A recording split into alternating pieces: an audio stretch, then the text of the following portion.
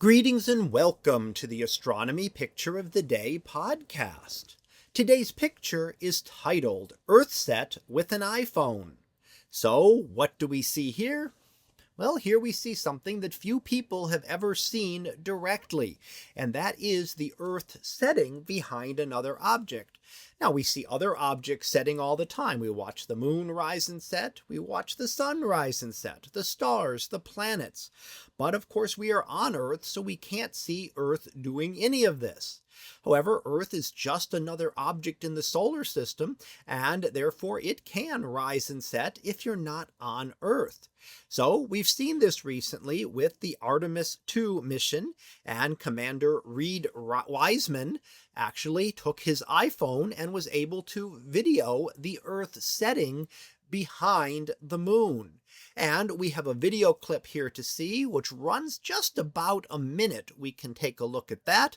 If you actually go to the website, which I link to here, you can play it with their audio. I've removed their audio from it here, mainly so that I can actually speak and describe a little over what we're seeing. The audio is more just a couple of comments from them as they're watching this occur. So this would be as they went around the far side of the moon and the Earth disappeared. So let's go ahead and watch the video. And as the video starts, we can see the moon off there in the distance. Well, it's a little blurry. We'll watch as it begins to come into focus here. And there's something sticking out at the end. And there we see the focus.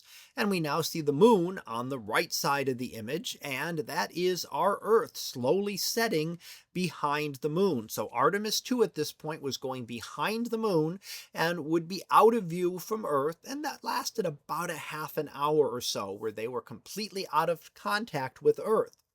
And we can watch as the Earth slowly descends behind the moon there and disappears completely. The first time humans have seen this directly since 1972, which would have been the Apollo 17 mission.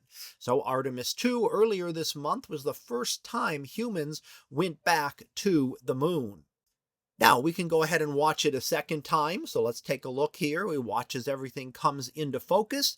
We can see the lunar surface begin to come into focus here. We can see many of the craters, more heavily cratered on the far side of the moon. And we can see our blue Earth sinking behind the moon here. Now, again, the first time since 1972 that anyone has seen this live. And of course, this is the first time it was really recorded as it happened with video.